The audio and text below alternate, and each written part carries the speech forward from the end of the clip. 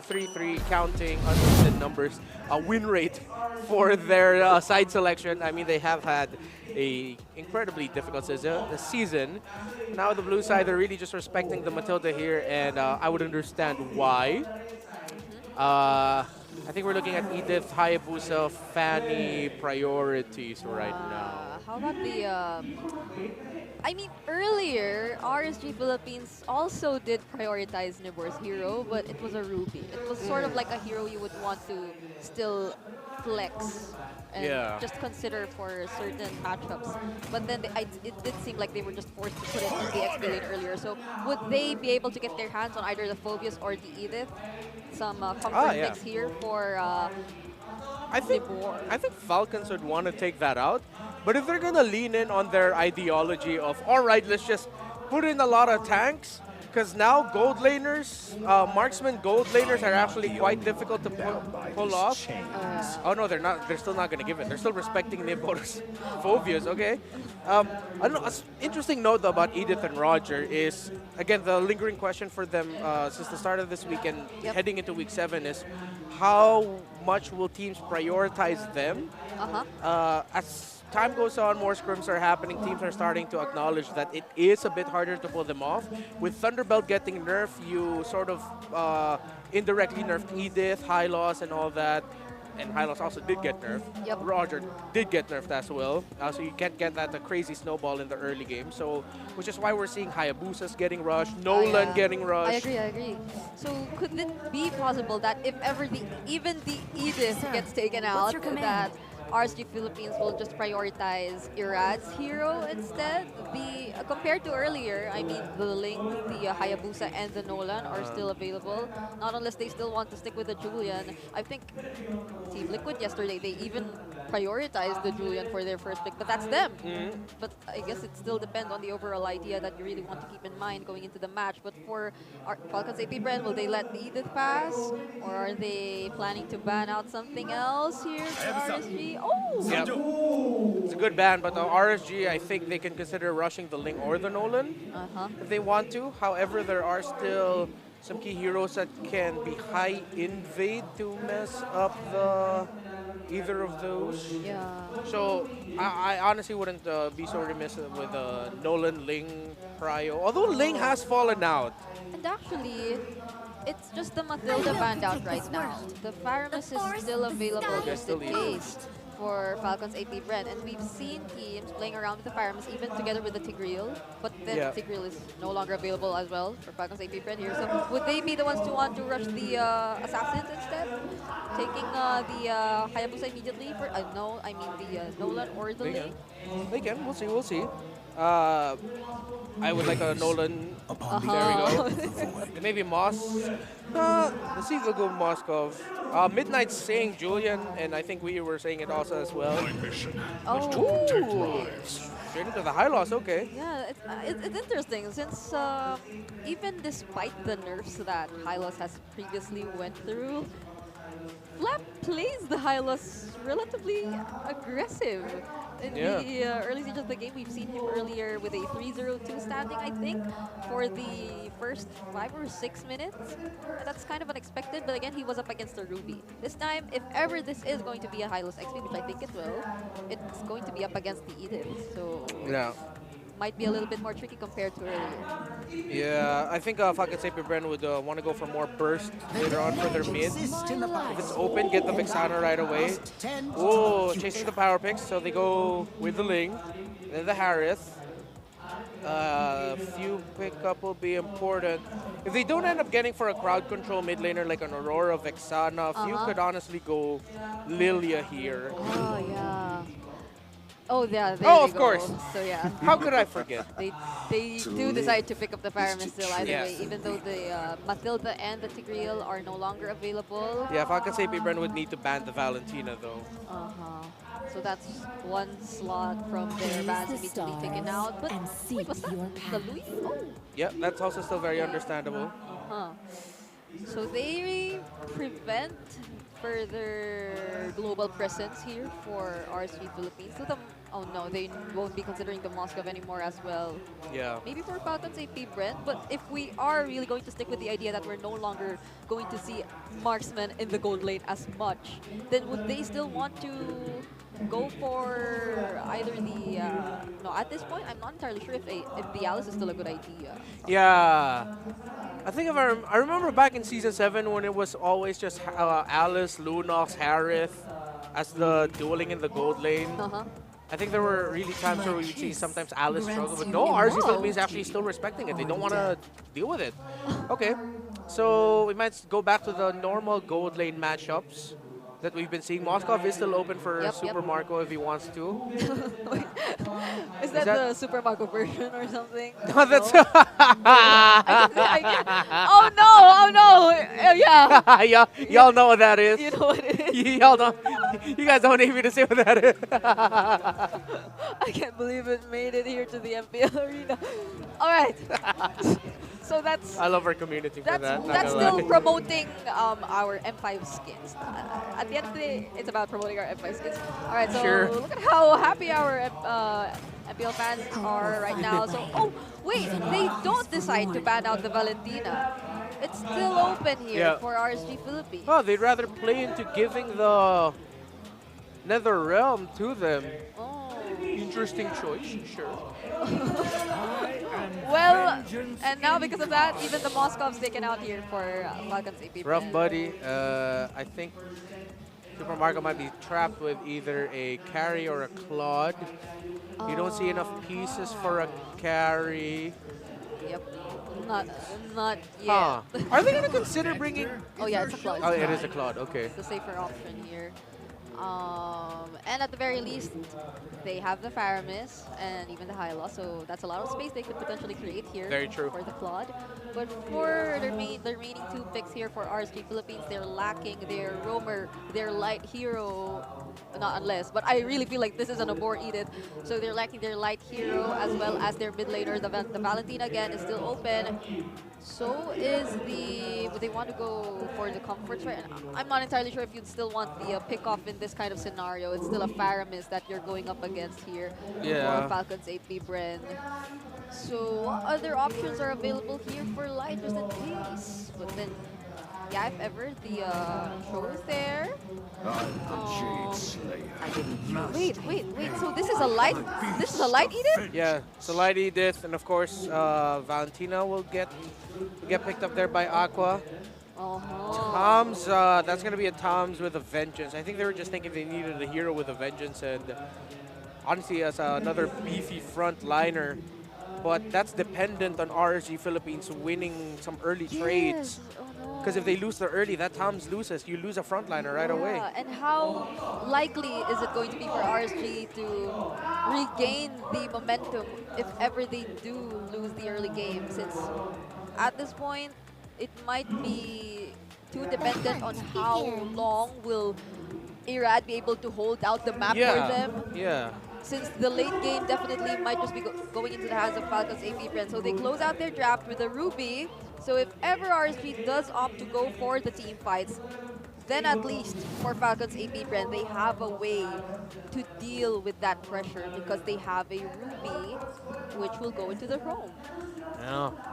Okay. Interesting choices here. Obviously, the early to mid game for Falcons Ap.Bren could be terrifying with Nolan Faramis together.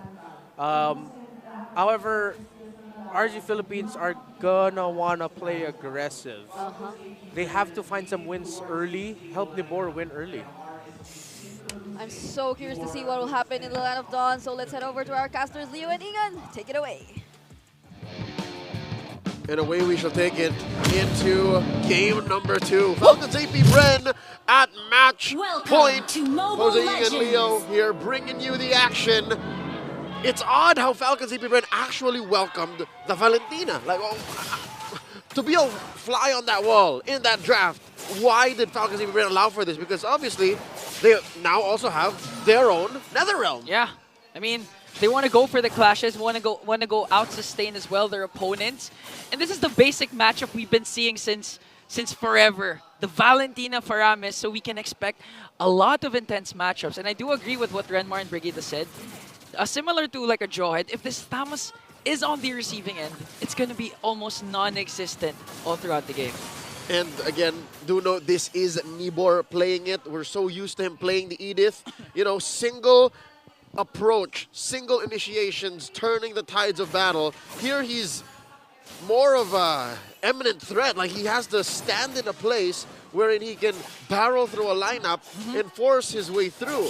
I don't know if that's worth it. I don't know if it's going to work out because obviously throughout the draft, RSG switched it up. They stepped on the clutch. They said, hey, Light, you're playing the Edith. I don't know if FCAP was ready for that. Yeah, honestly, if RSG just really avoids the early aggression that Renmar and Brigade has been telling FCAP's plan, Nibor's gonna be fine because again his mechanical skills in terms of laning phase along with his Thamus compared to a Hylos has more mobility, has more outplay potential. He's gonna be fine. So I guess it's a blessing in disguise that the high loss is in the XP lane too. Oh, check this out! Early action!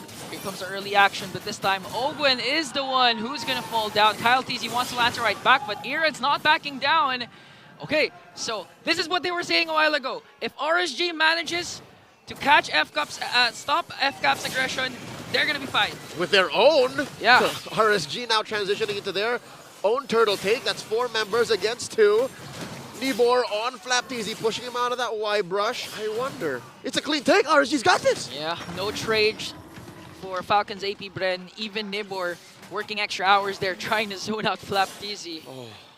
Wow, this is a very aggressive Nibor that we've all been waiting to see. Jose, I gotta tell you, it's a perfect first 2 minutes for RSG. I would love to take a video of that play from that kill in mid onto Ogwen, in the transition to the turtle, put it on a frame, hang it on my wall. Like that's perfect. That's how perfect That's it what you is. do. That's 10 what out you of do. 10. Yeah, you go for the pickoff, convert straight into a objective. Again, you mentioned how Nibor was just playing man-to-man defense. Yeah. That's how you end up with a 700 gold lead this early on. And now they want to replicate what they did a while ago. And just to add to your point though, even Kyle TZ tried to go in with a fracture, trying to burst down Aqua. Didn't even succeed. It's that attempt by Kyle that made it really seem like FCAP was behind. Yeah. Like RSG was calling all the shots that early on. Gold lead ballooning out of control here. Now up to 1,000 and change. Let's talk about this gold lane matchup. The Harith versus the Clone. We'll do that later. Fuse in trouble. Nibor with the counter on Inferno, very tanky. Kyle TZ has to walk away now as Nibor pops up the Vengeance, but Irad on the other hand goes for a few. Pop the Tempest and Blades. Will he connect with the Defiant Sword? Yes, he will. Fuse gonna fall down. And RSG just extending the lead to 1.7. And here comes Ogwen with the pull. Here comes the chase from Falcons. Ap.Bren, but a save from Aqua, making sure that the light remains unbothered.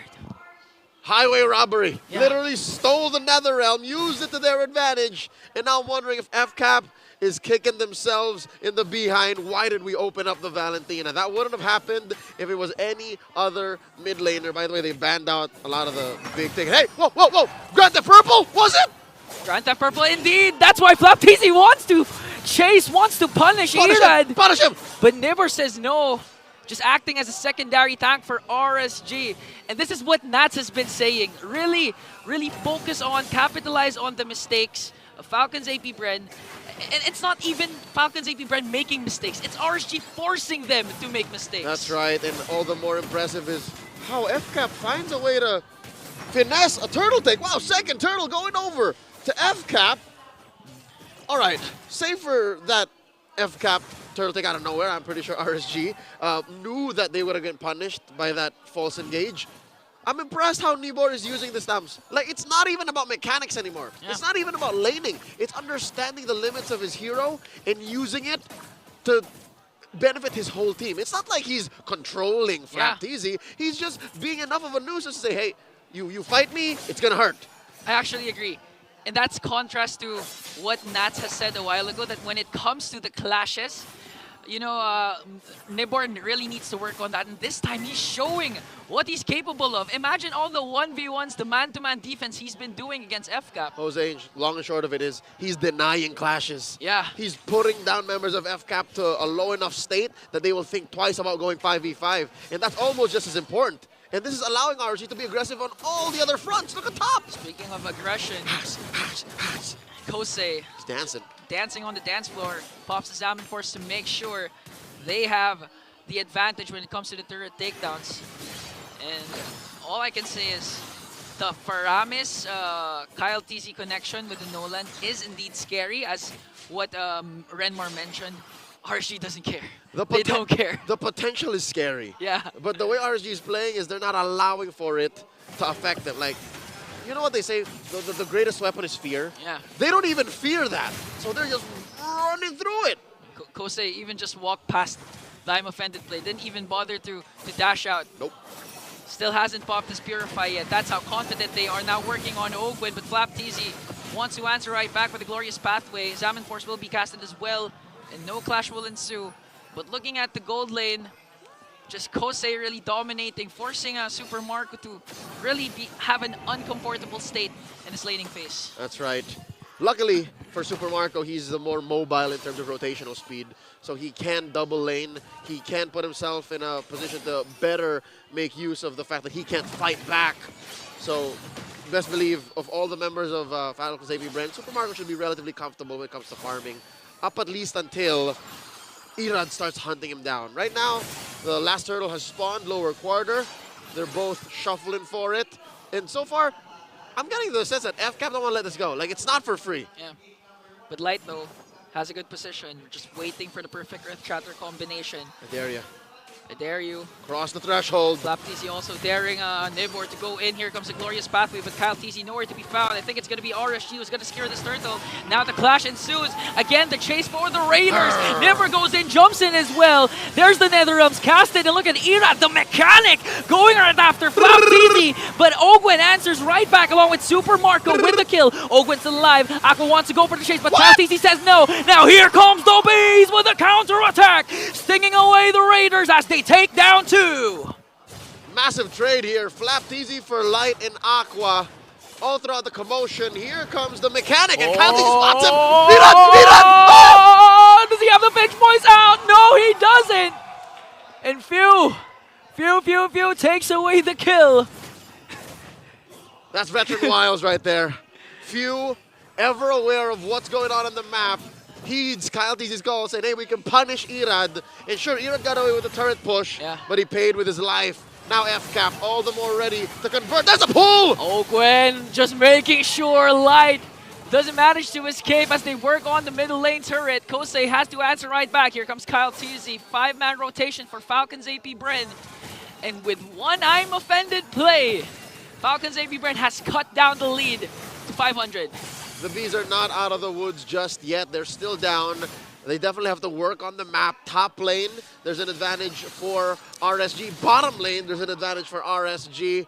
And Turtles, a majority went over to the Raiders. So with that said, Falcons Ap.Bren have yet to hit their stride. Looking at the items, my theory was correct. Super Marco still very well farmed up. Hell, maybe 100 to 100 gold up on Kusei despite struggling in the laning phase. And now wait, Ogwin, he looks to fight! The catch is not there. Tempest of Blades, he has to pop it. And now, Falcons Ap.Bren, they aren't afraid, even if RSG's just starting things. Again, this is what Brigida mentioned a while ago. Even if RSG wants to go all in, because of the Ruby, don't run Wolf King, they can turn things around. That's right. Falcons Ap.Bren, it's not like they can't fight back. It's just they have to choose their fights. And the main reason why, I don't know if you agree with me, is because Nibor is so good. Look at this, he's doing it now! Okay, Nibor catches them. But the Nether Realm from both of these teams are here. A lot of ultimates being casted. Irad wants to go for the chase onto Kyle TZ. He has to back away though. Falcons Ap.Bren needs to respect the damage coming in from RSG. And with the 2 Nether Realms there, plus the Glorious Pathway and Revitalize, no one died. No one.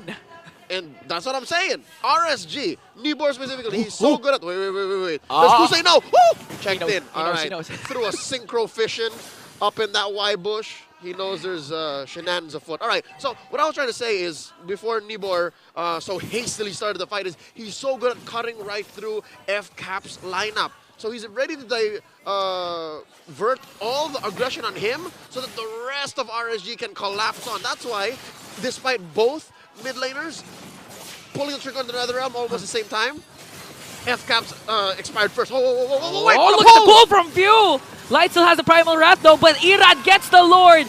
Now they want to go for the punish. Falcons Ap.Bren will get Light. And that's a good, that's the zone, that's the beefy lineup of RSG.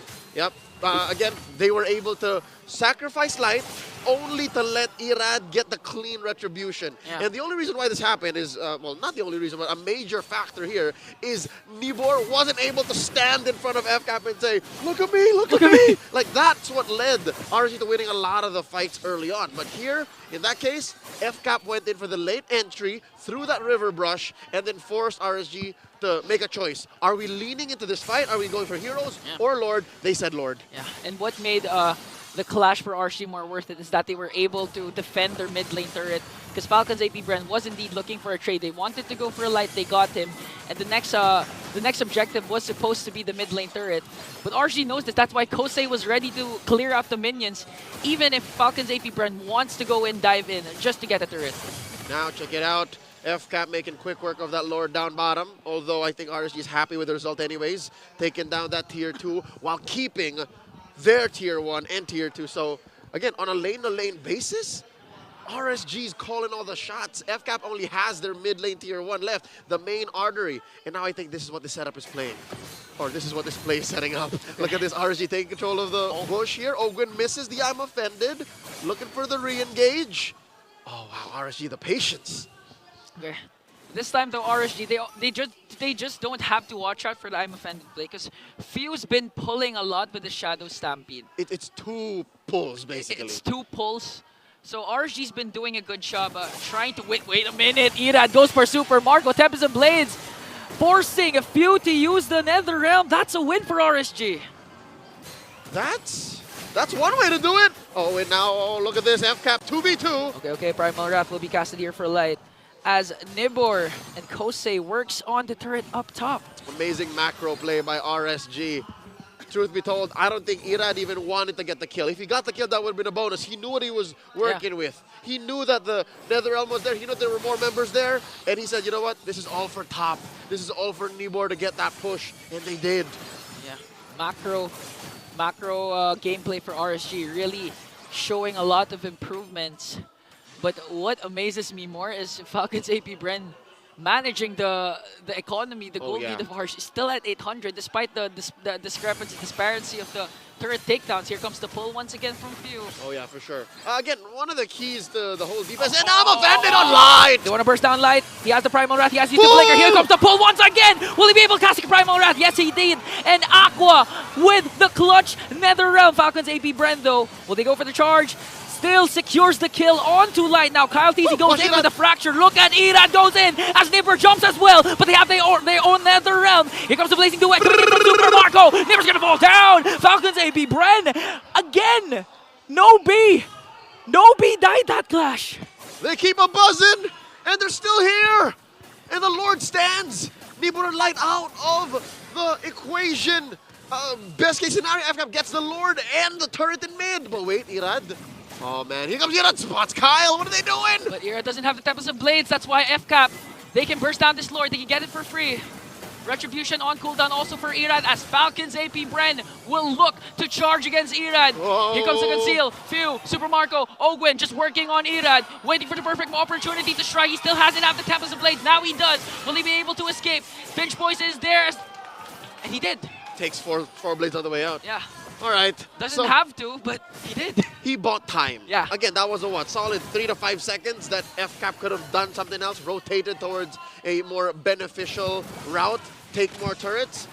They are escorting this enhanced Lord up top.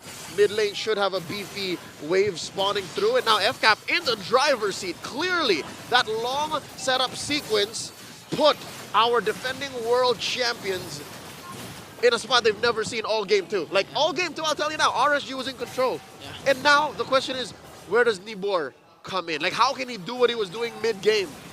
At this point, Falcon's Ap.Bren isn't even minding Nibor. They know it's hard to burst him down. Just look for the damage dealers as Flap TC casts Glorious Pathway. You have to watch for the pull once again. Owen goes there. Aqua uses the Nether Realm first, as well as the Zaman Force. But here comes Few. They want to counter engage. Working on Aqua. Here comes the stun. Will they be able to take him down? No, indeed. But Kyle TZ up against Irad. Pop the Tempest of Blade, but Kyle TZ still there! Catches the mechanic and takes one. They folded that boy in half.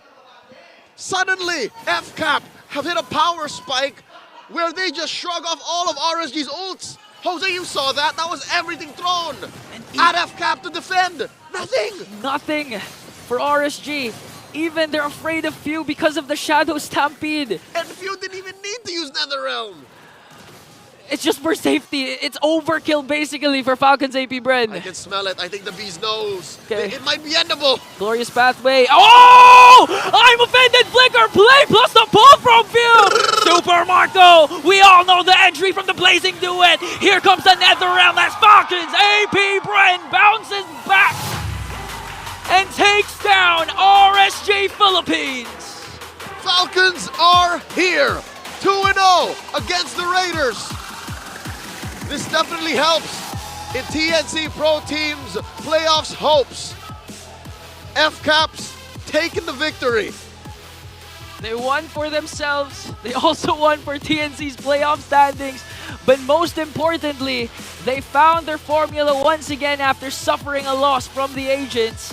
Falcons AP.Bren might be a step closer once again to their championship form. And with the bounce back of one, you wonder for the other. The former MSC champions, the Season 9 MPL champions,